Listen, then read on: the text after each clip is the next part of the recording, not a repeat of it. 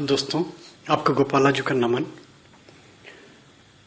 एक बहुत ही गुप्त चीज बता रहा हूं आपको, और इसके सीक्रेट्स नहीं बताऊंगा, क्योंकि अगर इसके सीक्रेट्स मैंने बता दिए तो फिर इसका दोहन शुरू हो जाएगा। मगर सूत्र दे रहा हूं। जैसे स्टोन्स के बारे में, जेमोलॉजी में जो इंटरेस्टेड हैं, जिन्होंने मेरी बुक्स पढ़ी हैं, उन्होंने देखा होगा कि सरल नहीं है स्टोन एनालाइज करना। 28-29 मेथड्स, पैरामीटर्स लगा के तब स्टोन एनालाइज करने की मेथड्स दिए हैं मैंने अपने बुक्स में। वही मैंने खोजा इसको, और खोज के इसके साइंटिफिक रीजनिंग्स देखी कि क्या इसके पीछे जो साइंटिफिक फुटिंग्स पे क्या चीज़ें काम करती हैं। इनको हम कैसे रिटेन करें घर के अंदर, या भवन के अंदर, या दुकान के अंदर, या कॉम्प्लेक्स में, या वर्किंग प्लेस में। ये सीक्रेट्स जमा करे मैंने। एक सरल सा प्रयोग बता रहा हूं जो सब कोई कर सकता है, मगर अगर इसके आगे बढ़ना है तो फिर वो किसी एक्सपर्ट की एडवाइस लेनी पड़ेगी, और वो एक्सपर्ट जो निस्वार्थ भाव से काम कर रहे हैं, कमर्शियली नहीं, जैसे कमर्शियल में आप देखते हैं कि वो। तो ये अपनी बुद्धि और विवेक से सोचिए आप। गोमती चक्र देखे होंगे सबने, जो तांत्रिक सामग्रियों से जो फैमिलियर हैं। बहुत ही कॉमनली अवेलेबल एक ये शेल मान के चलिए, ये एक समुद्री पदार्थ है। ये इजीली अवेलेबल है, सस्ता है बहुत। घर में अगर आप अपनी नींव खुद ही नहीं है आपकी, दुकान में, घर में, कॉम्प्लेक्स में, छोटा हो बड़ा हो घर आपका, उससे मतलब नहीं है, तब ये बहुत अच्छा प्रयोग है। एक छोटा सा, मात्र इतना करें आप। मैंने बताया ना, फिर उसके आगे जाना है तो फिर बहुत सारी चीजें हैं। देखिए मेरा क्या है समेशन, कि वास्तु का जो मेन फंडा है, वास्तु का जो मेन प्रिंसिपल है, वो एनर्जी को कंजर्व करना है, और एनर्जी को कंजर्व करके उसको रिटेन करना है। क्योंकि अगर कंजर्व करी एनर्जी, वो ड्रेन हो जाएगी, ड्रेन होती रहती है। इट्स कंटिन्यूअस प्रोसेस, यूनिवर्स में आ रही है, जा रही है, give and take policy, action reaction. ये तो एक साइक्लिक एक्शंस हैं, रिएक्शंस हैं, साइक्लिक चेन है एक। मगर इसको रिटेन कैसे करें? वास्तुशास्त्री, जो एक्सपर्ट वास्तुशास्त्री है, वो एनर्जी को कंजर्व करवाता है और एनर्जी को रिटेन करवाता है। तो एनर्जी रिटेन करने का एक बहुत अच्छा, मैं नहीं समझता कहीं पहले किसी की नॉलेज में इस टाइप की चीज़ें आई होंगी। मैं तो बताया ना, खोजी प्रवृत्ति का हूँ, साइंटिफिक मानसिकता पाई है, तो मैं वही चीज़ें पेश करता हूँ। गोमती चक्र ले लीजिए खूब सारे।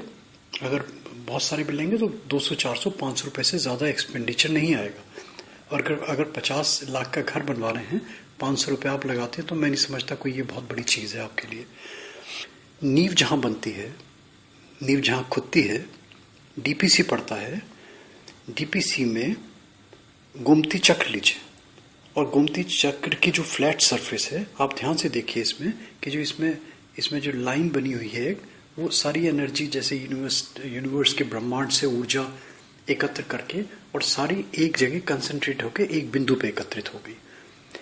सारी एनर्जी, सारी काय ऊर्जा, सारी चाय इसको जो भी बोलें आप, उसको जो भी बोलें, उसको कॉस्मिक रेस बोलें, उसमें दिव्य ऊर्जा बोलें, वो कंजर्व होके एक पॉइंट पे, एक सेंटर पे एकत्रित होती दिखाई दे रही है आपको। इसे हमें कंसंट्रेट करना है। तो डीपीसी पे आप गोमती चक्र ले लीजिए, और 8-8, 9-9, 10-10 इंच पे, 1-1 फीट पे, जितने आपके पास हों, उनको जो कॉन्वेक्स सरफेस है वो नीचे रहे, जो फ्लैट सरफेस है ऊपर रहे, बिछा दीजिए आप उसके सेंटर में, 1-1 फीट की दूरी पे, 6-6 इंच की दूरी पे। कोई इसकी वो नहीं है, जितने पास होंगे उतना अच्छा है आपका। और बिछाने के बाद में चारों तरफ से कवर हो जाएगा। फिर इसको आप, फिर जो भी आपका ट्रीटमेंट है, उसके बाद में आप वॉल बनेगी, फिर उसके बाद में प्लास्टर होगा, होने दीजिए। उसके बाद में फिर आप उसकी छत पे आएंगे।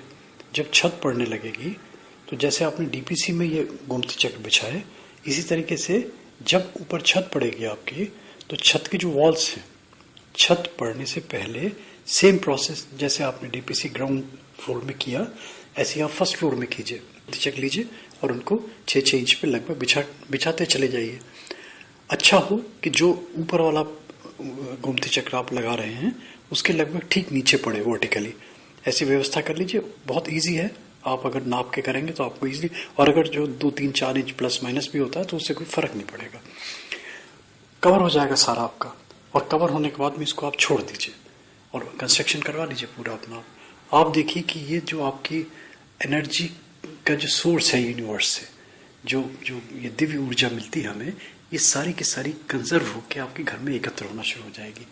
और फिर इस एनर्जी को रिटेन करना है, वो फिर अलग प्रोसेस है उसके, कि इस एनर्जी को आपने जनरेट तो कर ली, सब जनरेशन तो सब कर रहे हैं, हमारे पास सबके पास पावर है जनरेट करने की, मगर हम उसको रोक नहीं पा रहे, उसको रिटेन नहीं कर पा रहे, उसको प्रिजर्व नहीं कर पा रहे।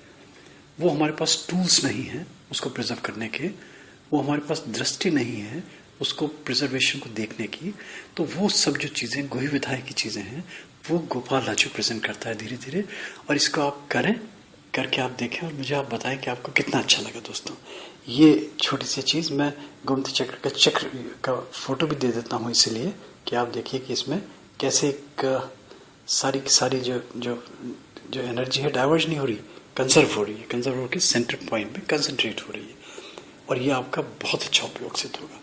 और अगर इसको आप अगर और बढ़ाना चाहते हैं और इसकी पावर बढ़ाना चाहते हैं और इसकी स्ट्रेंथ और लेना चाहते हैं, उसके और पॉजिटिव रिजल्ट्स देखना चाहते हैं, तो जो आपका मध्य स्थल है, सेंटर पॉइंट है भवन का, अप्रॉक्सीमेट आप देख लीजिए, आप डायगोनल लगा लीजिए, डायगोनल लगा के जो उसका कट पॉइंट आएगा सेंटर का, वो लगभग वहीं कहीं सेंटर पॉइंट होगा आपका ब्रह्म स्थल जो कहलाता है।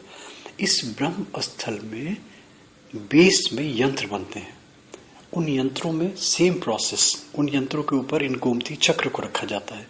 और ये गोमती चक्र रखेंगे तो फिर वही सेम प्रिंसिपल कि सारी जो एनर्जी है वो कंजर्व होकर कंसंट्रेट होकर आपके घर में एकत्रित होगी और फिर उसको रिटेन करना है वहाँ से। तो वो बेस्ट सोर्स है आपका, आपके ब्रह्म स्थल से एनर्जी जनरेट होके आपकी सारे घर में फिर फैलती रहेगी ग्रेजुअली।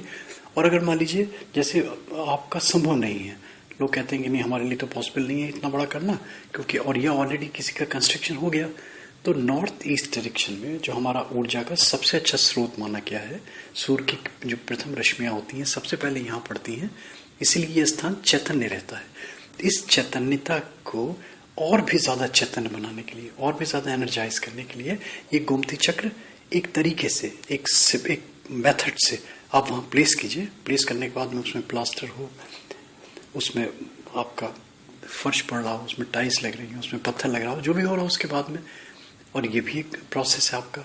इस टाइप से 3, 4, 5 मैंने ये चीज़ें खोजी, निकाली, इनको आप अमल कीजिए और आप देखिए आपको कितना अच्छा लगता है। दोस्तों, thanks for hearing Gopal Raju. और दोस्तों, अच्छा लगता है तो यूट्यूब में सब्सक्राइब करें दोस्तों। Thank you.